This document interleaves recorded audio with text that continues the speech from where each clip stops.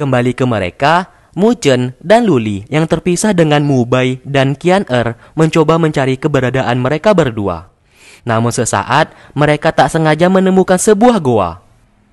Mu Chen mencoba mengambil tanaman spiritual yang berada di sana. Namun di saat ia pegang, tanaman itu seketika menghilang, yang seakan-akan kekuatan spiritual di dalam tanaman itu telah menghilang dan menyisakan cangkangnya saja. Fenomena itu membuatnya curiga mengenai apa yang sudah terjadi saat ini.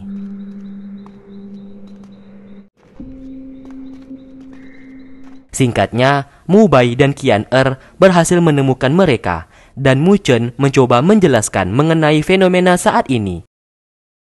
Diceritakan, tanaman spiritual merupakan sumber kekuatan untuk semua orang yang tinggal di benua Beiling, termasuk akademi mereka. Apabila tanaman itu tidak memiliki kekuatan spiritual lagi, maka benua Beiling dan akademi mereka terancam bahaya. Untuk bisa mengetahui siapa yang mengambil kekuatan spiritual di dalam tanaman itu, Mu Chen lalu membuat gambar formasi. Karena ia tak bisa menggunakan kekuatan spiritual di tubuhnya, ia pun menyuruh Mu Bai untuk mengambil gambar formasi tersebut agar bisa digunakan. 好吧，我试试。 你行不行啊？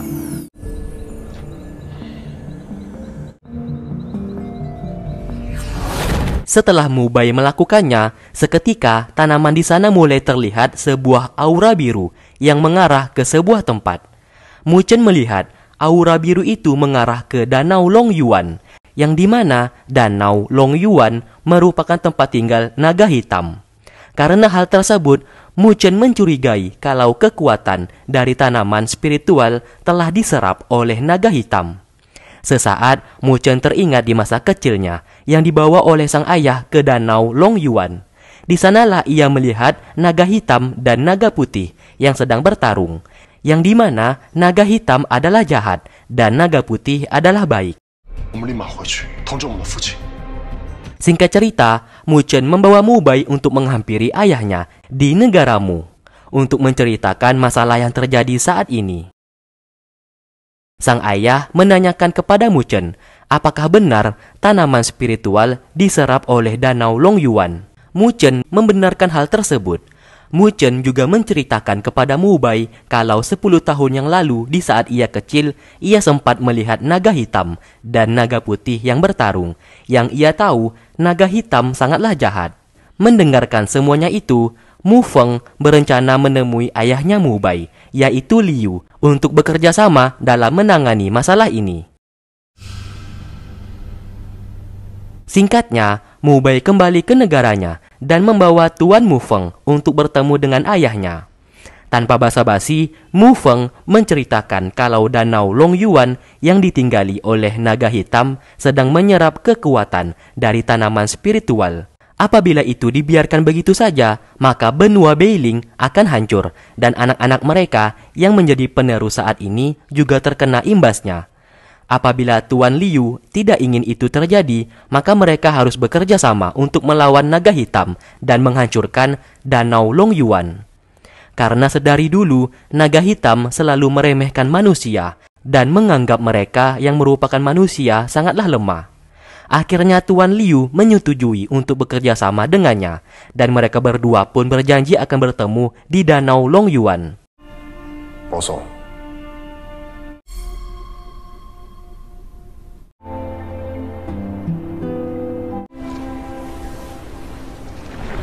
Singkat cerita, di Akademi Beiling, Mu Chen terlihat sedang baring di kuil tempat para murid untuk berlatih menggambar formasi spiritual. Mu Bai memintanya untuk minggir, karena bagaimanapun juga, Mu Chen mengambil 2 tempat duduk. Mu Chen berkata ia sudah baring di sana dari jam 3 pagi, dan ia sengaja mengambil 2 tempat duduk karena satunya lagi untuk seseorang. Tak lama kemudian, Luli datang ke sana, dan ternyata 1 tempat duduk itu ia ambil memang untuk Luli. Mu Bai hanya tersenyum sambil geleng-geleng kepala. Luli sesaat bertanya kepadanya, tempat apa ini? Mu Chen lalu menjawab kalau tempat ini adalah untuk berlatih para murid. Karena ia tak memiliki kekuatan spiritual, selama ini ia hanya duduk-duduk saja dan melihat murid lainnya sedang berlatih. Terlihat mereka semua mulai berlatih, dan sesaat Luli yang juga sedang melatih kekuatannya seketika mengeluarkan sebuah aura dari tubuhnya. Sontak hal itu membuat semua murid langsung tertuju kepadanya. Mu Chen yang sesaat berdiri, seketika tempat duduknya diambil oleh Lu Yang. Lu Yang berkata kalau tempat duduk itu untuk para murid yang memiliki kekuatan spiritual, dan Mu Chen tidak berhak duduk di sana.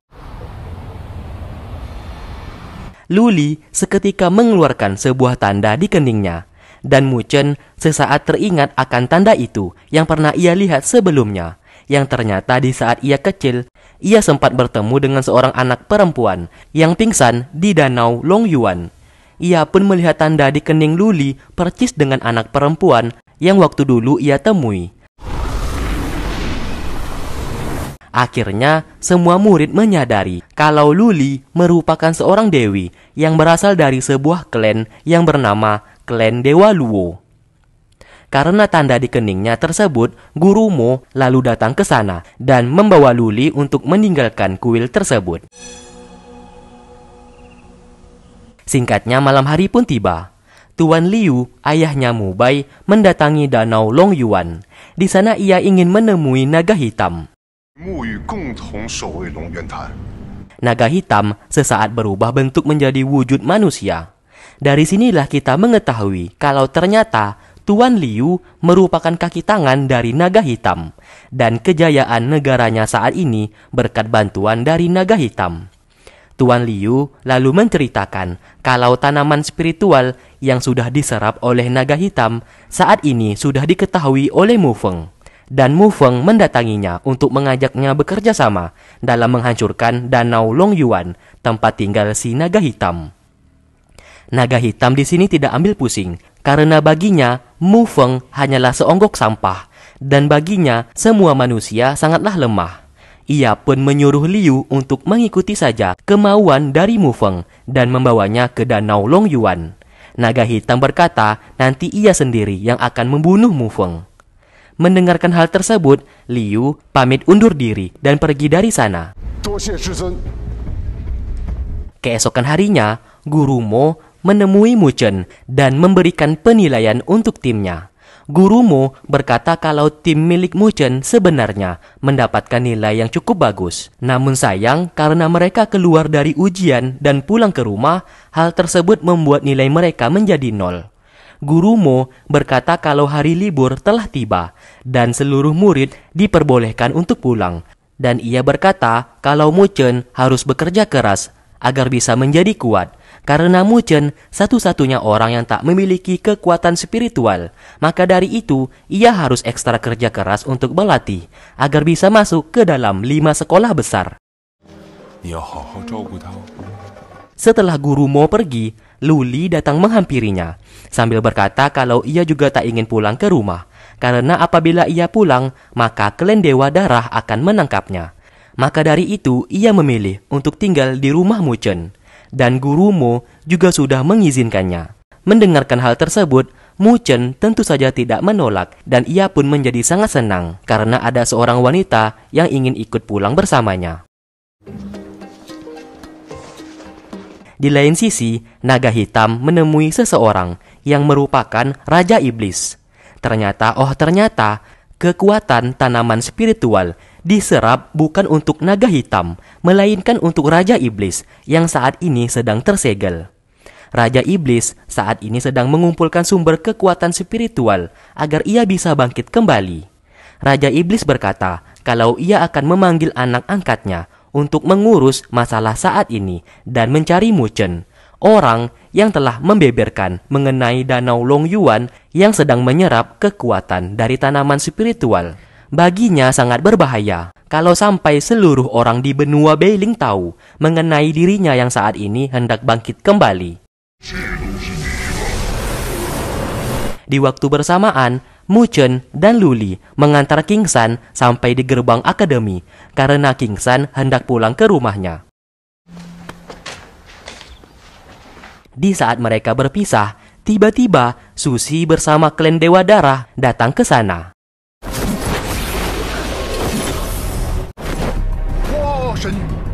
Akhirnya ia berhasil menemukan Luli dan memaksa Luli agar menikah dengan pemimpin klan Dewa Darah. Namun Luli tetap menolak dan ia tidak sudi untuk menikah dengan pemimpin mereka. Mendengarkan hal tersebut, Susi akhirnya menggunakan kekerasan dan menyerang mereka berdua.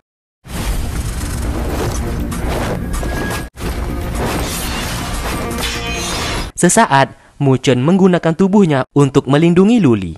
Di saat ia hendak dibunuh, ayahnya yaitu Mu Feng datang ke sana dan berhasil menggagalkan serangan dari Susi.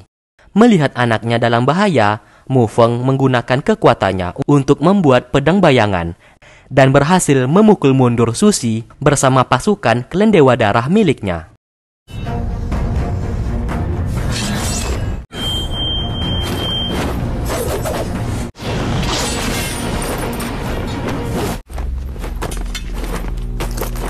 Lalu Mu Feng berkata kalau gurumu sudah mengirimi ia surat kalau Luli dititipkan kepadanya agar Luli bisa aman untuk sementara waktu. Mendengarkan hal tersebut, Luli bersedia tinggal bersamanya. Singkat cerita, Mu Chen telah kembali ke negaranya, yaitu negara Mu. Sesaat, Luli masuk ke dalam kamarnya dan melihat luka di punggung Mu Chen sehabis terkena serangan dari Susi. Melihat hal itu, ia pun segera mengobatinya.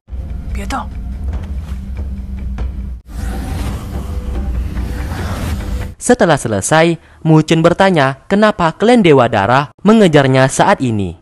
Luli menjawab kalau ia berasal dari klan Dewa Luo. Di dunia saat ini hanya ada 3 klan dewa yang terkuat, yaitu klan Dewa Tai Ling, klan Dewa Futu, dan terakhir klan Dewa Luo miliknya. Namun saat ini, klan Dewa Luo sedang terjadi konflik dan sedang melemah. Maka dari itu, klan Dewa Darah yang jahat datang menyerang mereka dan berhasil mengalahkan klan miliknya. Agar klan Dewa Luo tidak dihancurkan, pemimpin dari klan Dewa Darah ingin menikahi dirinya.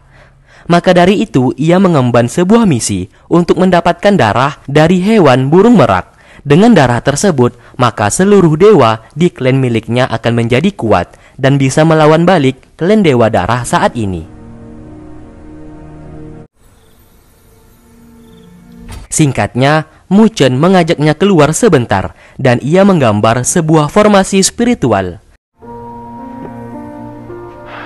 Dan terlihat 2 burung keluar dari gambar formasi yang ia buat. Ia berkata kalau koin jimat miliknya dimakan oleh hewan burung tembaga. Dan satu-satunya cara untuk bisa menangkap burung tembaga adalah dengan gambar formasi yang barusan ia buat. Gambar formasi itu pun ia berikan kepada Luli, agar kelak Luli bisa menggunakannya untuk menangkap burung tembaga. Dari kejauhan, Mu Feng melihat Mu Chen yang semakin hari semakin dekat dengan Luli. Oleh karena itu, ia memanggil Mu Chen untuk menemuinya. Di sanalah sang ayah ingin menceritakan sebuah rahasia besar yang tak pernah Mu Chen ketahui. Dan saat ini sudah waktu yang tepat bagi Mu Chen mengetahuinya.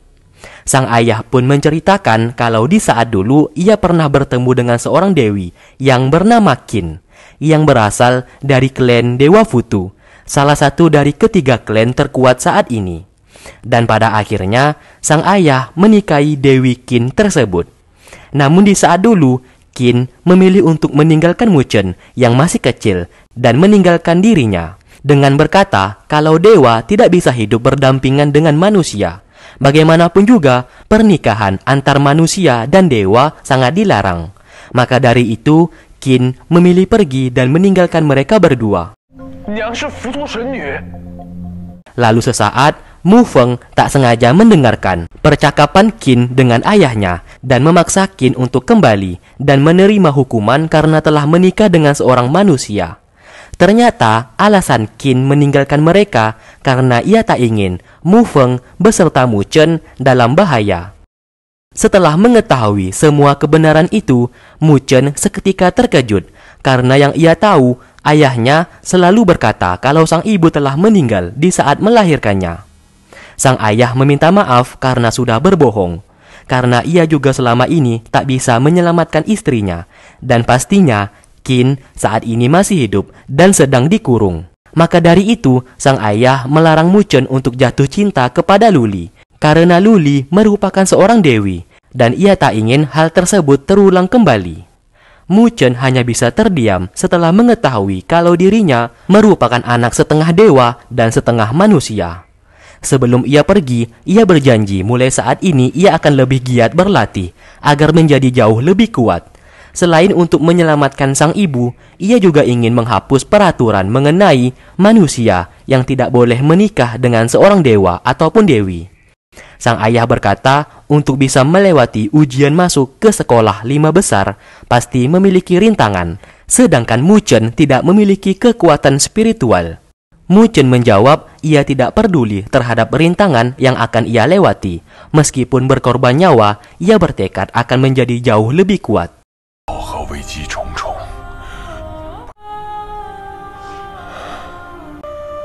我娘是神女。